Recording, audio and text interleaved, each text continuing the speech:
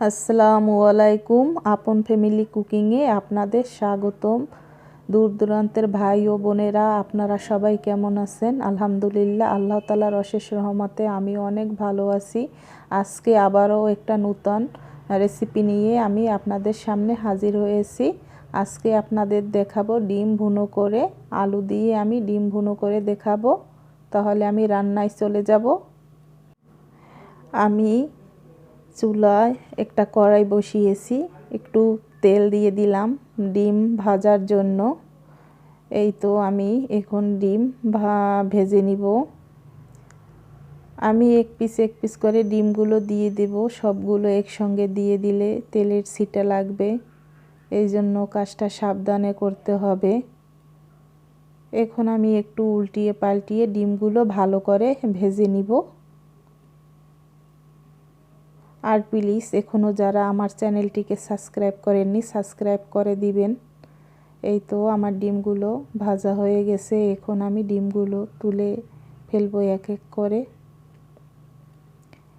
এখন আমি আরও একটু তেল দিয়ে দিলাম পরিমাণ মতো। ডিম ভুনো করার জন্য দিয়ে দিলাম পেঁয়াজ কুচি। পেস্টটা একটু আমি ভালো করে ভেজে নিব। দিয়ে দিব আদা রসুন বাটা পরিমাণ মতো। এখন এগুলো একটু তেলে ভেজে নিব। দিয়ে দিলাম 1 চামচ হলুদের গুঁড়া, দিয়ে দিলাম বড় 1 চামচ মরিচের গুঁড়া, দিয়ে দিলাম জিরের গুঁড়া 1 চামচ, দিয়ে দিলাম ধনিয়ার গুঁড়া 1/2 চা চামচ। এখন এগুলো আমি ভালো করে নেড়েচেড়ে তেলের উপর ভেজে নিব। দিয়ে দিলাম পরিমাণ মতো লবণ। এই মশলাগুলো আপনারা যার যার পছন্দ অনুযায়ী দিয়ে দিবেন। দিয়ে দিলাম একটু পানি। এই পানি দিয়ে আমি মশলাটা ভালোভাবে কষিয়ে নিব যাতে কাঁচা গন্ধটা চলে যায়। দিয়ে দিলাম 2টা দারচিনি, 2 টুকরা এলাচ, তেজপাতা 2 টুকরা। এখন আমি আলুগুলো দিয়ে দিলাম। এখন আলুগুলো আমি মশলার উপর ভালো করে নেড়েচেড়ে ভেজে নিব।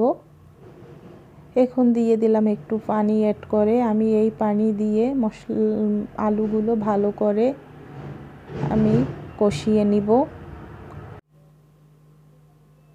এখন ঢাকনা দিয়ে আমি ঢেকে দিলাম। এখন আমি আলুটা একটু ভালো করে নেড়ে চেড়ে দিব। দিয়ে দিলাম ডিমটা আমি মশলার সাথে আলুর সাথে ভালো করে কষিয়ে নিব। এভাবে তরকারি যত কষাবেন খেতে ততটাই টেস্ট হবে। আবার ঢাকনা দিয়ে ঢেকে দিলাম। এই তো দেখুন, আমি আলুটা ডিমটা একটু ভালো করে নেড়ে চেড়ে দিব যাতে কড়াইয়ের নিচে না লেগে যায়।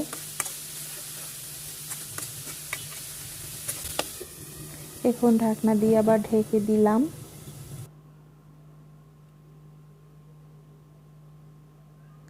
দিয়ে দিলাম 4টা কাঁচা লঙ্কা।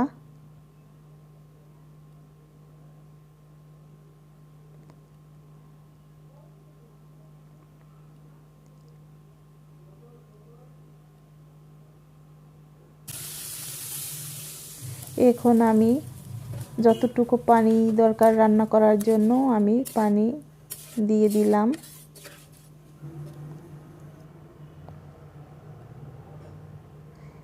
এই তো আমার ডিমগুলো ফুটে উঠেছে। এই তো আমার ডিমটা প্রায় রান্না হয়ে গেছে। তাহলে আমার এই ডিম আলু রান্না কেমন হয়েছে অবশ্যই আপনারা কমেন্টের মাধ্যমে জানাবেন। আর ভিডিওটি শেষ পর্যন্ত দেখার জন্য ধন্যবাদ। আর এখনও যারা আমার চ্যানেলটিকে সাবস্ক্রাইব করেননি, প্লিজ সাবস্ক্রাইব করে দিবেন, লাইক কমেন্ট শেয়ার করে দিবেন। তাহলে আপনারা ভালো থাকুন, সুস্থ থাকুন। আসসালামু আলাইকুম। খোদা হাফেজ।